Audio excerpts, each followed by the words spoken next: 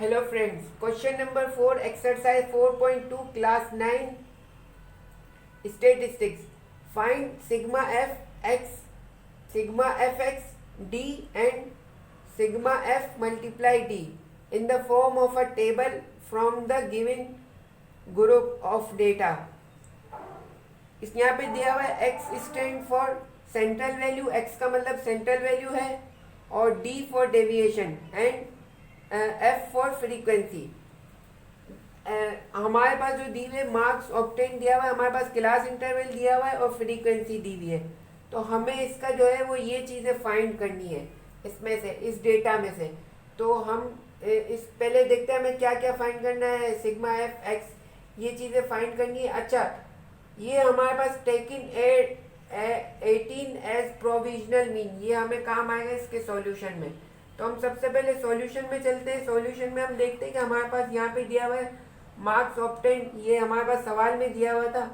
सही है. तो हमने सबसे पहले इसकी जो हमें फाइंड करनी है उसका हमने डेटा बना लिया. तो सबसे पहले वो चीज़ें ऊपर लिख दी. ये दो कॉलम हमें दिए हुए थे, हमें एक्स मालूम करना है तो हमने एक्स का कॉलम बना लिया. उसके बाद हमें जो है वो डी मालूम करना है तो हमने डी का कॉलम बना लिया. उसके बाद हमें सिग्मा एफ एक्स मालूम करना है तो हमने सिग्मा एफ एक्स का कॉलम बना लिया. उसके बाद हमें सिग्मा एफ मल्टीप्लाई डी का कॉलम बना लिया, वो भी मालूम करना है हमें. तो उसके बाद ये करने के बाद ये जो चीज़ें हमारे पास दी हुई है डेटा, ये हम लिख देंगे 1 to 5, 6 to 10, 11 to 15, 16 to 20.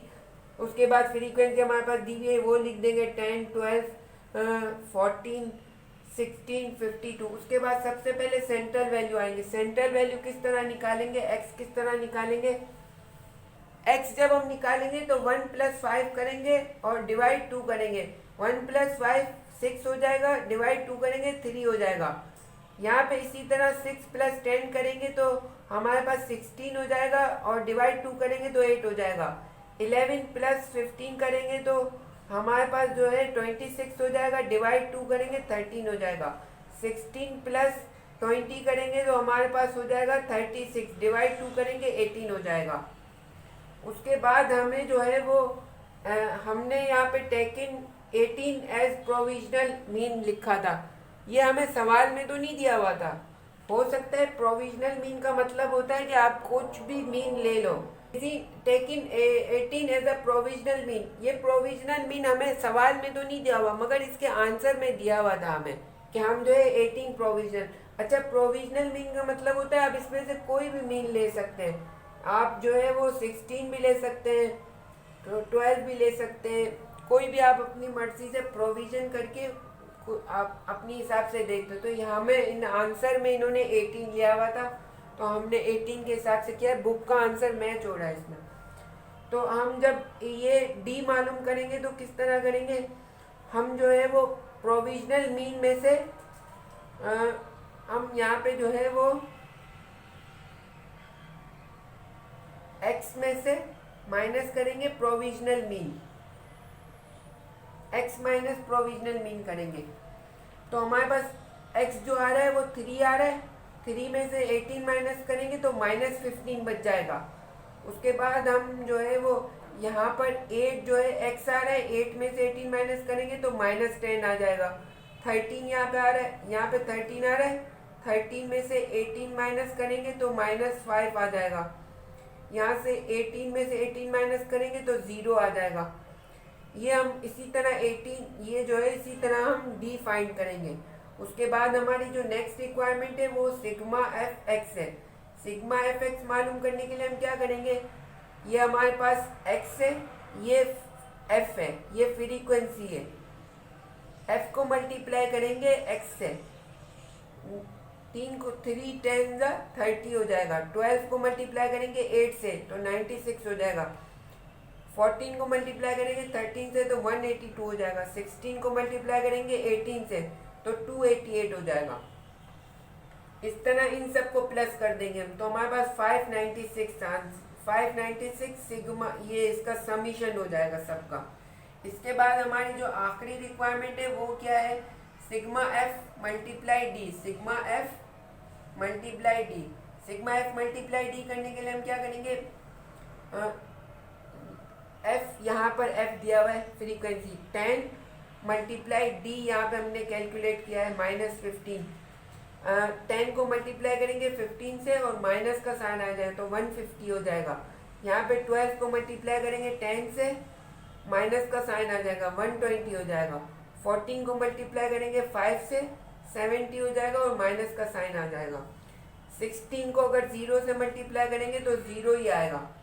तो यहाँ पे इसको प्लस करेंगे हम 150, 120, 170 को 50 प्लस करेंगे तो हमारे पास 340 आएगा। ये हमारे पास जो हमें सबसे पहली जो रिक्वायरमेंट थी वो हमारी ये थी कि हमें सिग्मा एफ मालूम करना था। तो सिग्मा एफ में हम जो है वो यहाँ पे 10, 12, 14, 16 को प्लस करेंगे तो 52 आ जाएगा। ये हमारी पहली रिक्वायरमेंट कंप्लीट हो गई। दूसरी रिक्वायरमेंट क्या था? Sigma F x. Sigma F x हम इन सबको प्लस करेंगे तो हमारे पास सिग्मा एफ एक्स आ जाएगा। ये हमारी दूसरी रिक्वायरमेंट। और ये डी जो है, डी हमने यहाँ पे कैलकुलेट किया है प्रोविजनल एज टेकन एज 18 लेके एक्स में से प्रोविजनल मीन को माइनस किया तो हमारे पास डी आ गया। तो डी हमारे पास -15 आया पहली में, और फिर -10 आया, -5 आया और फिर 0 आया। उसके बाद जो आखिरी रिक्वायरमेंट है उसका आंसर है 340। तो 340 करने के लिए हमने क्या किया? पहले तो हमने ये जब कैलकुलेट किया था उसके बाद इन सबको प्लस कर दिया तो 340 यहाँ पे माइनस आ गया। अब हम बुक में आंसर देखते हैं। जब हम बुक में आंसर देखते हैं तो हमारे आंसर सारे मैच हो रहे हैं।